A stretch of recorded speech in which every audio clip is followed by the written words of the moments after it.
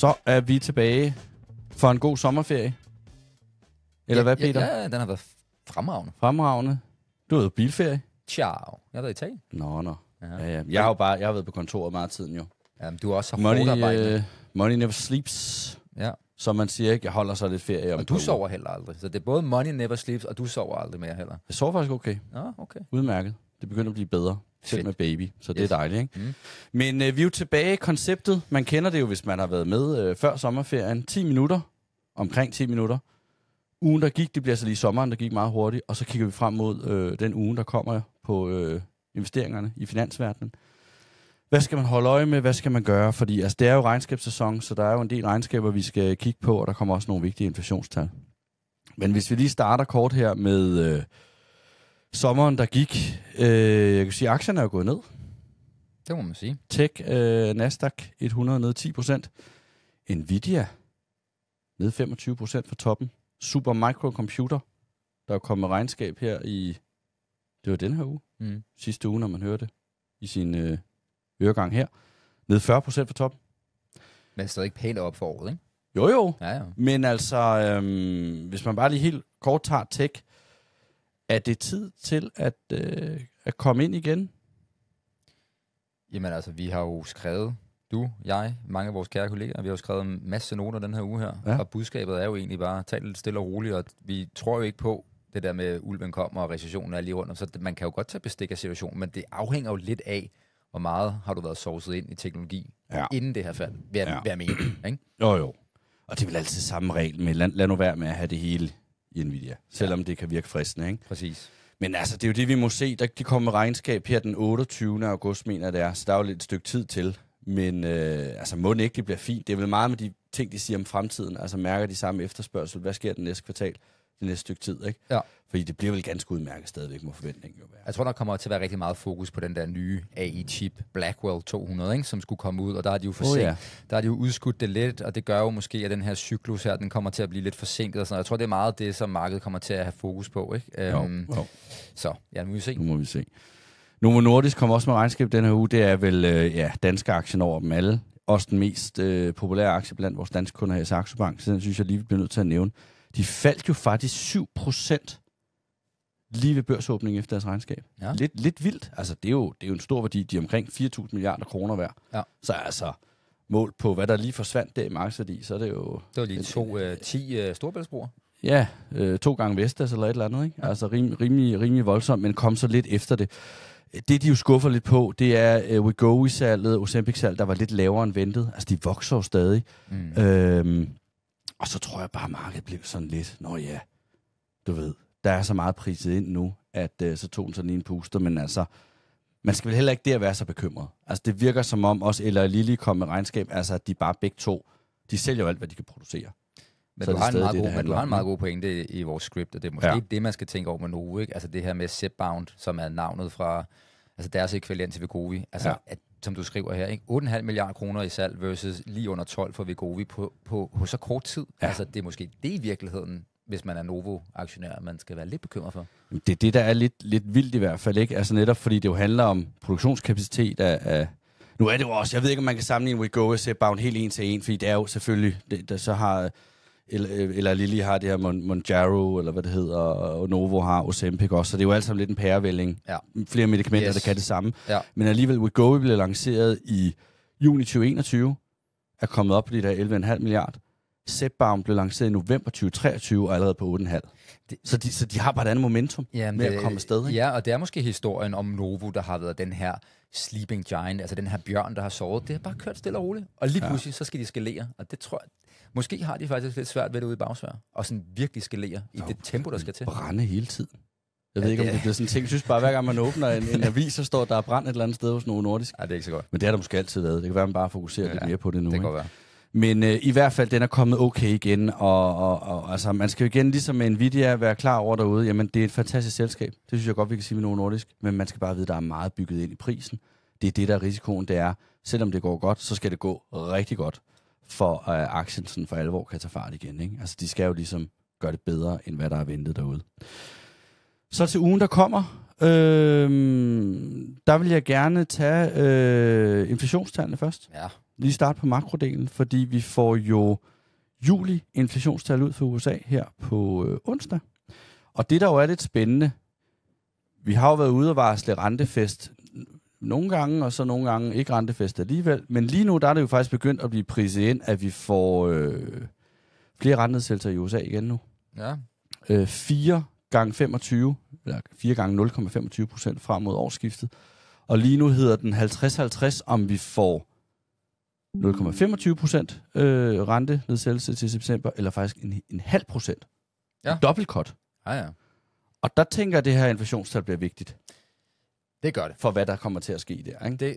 Det er der ingen tvivl om, der gør det. Men ja, jeg synes stadigvæk, der er noget med de der 50 basispunkter. Altså, der er noget i, at hvis de gør det, med mindre at det der inflationstal virkelig overrasker til nedersiden, så tror jeg, at hvis Fed i USA gør 50 basispunkter, altså en dobbeltcut, så er jeg bange for, at de sender et signal om, at de faktisk er ved at panikke lidt. Og hvis de panikker, så panikker alle i markedet, og så bliver det selvforstærkende. Så jeg hælder altså mere til, at de stadig gør 25, med mindre at der er noget i makroøkonomien, der giver dem en god undskyldning, som de kan pinde op på. Ja. Men det, altså hvis nu vi bare tager, det er jo, man kigger meget på den månedlige udvikling, for ligesom at tage momentum og sige, hvor vi er på vej henad. For juni måned var kerneinflationen ude på 0,1%. Det er ventet 0,2%. Det er det, hvis den kommer ud på 0,2, så hvis du forlænger det, så er du stadigvæk op på 2,5% inflation. Så bør det jo nok være 0,25% rentenedsættelse, som du siger. Men hvis den kommer ud negativt, nu leger vi bare. Lad os sige, at den kommer ud på 0 eller minus 0,1. Så kunne et dobbeltcut vel godt komme på bordet. Ja, og så kan de spinde, at det ikke er på grund af markedsturbulensen, men det er simpelthen, fordi inflationsudsigterne er blevet forbedret markant. Ja, og så sige, vi panikker ikke. Vi er bare rettidig omhu. Lad os få den inflation ned, eller den rente ned, inden vi begynder at ødelægge noget. Og så tager man derfra. Det kunne være argumentet, ikke? Men vi er meget klogere meget snart.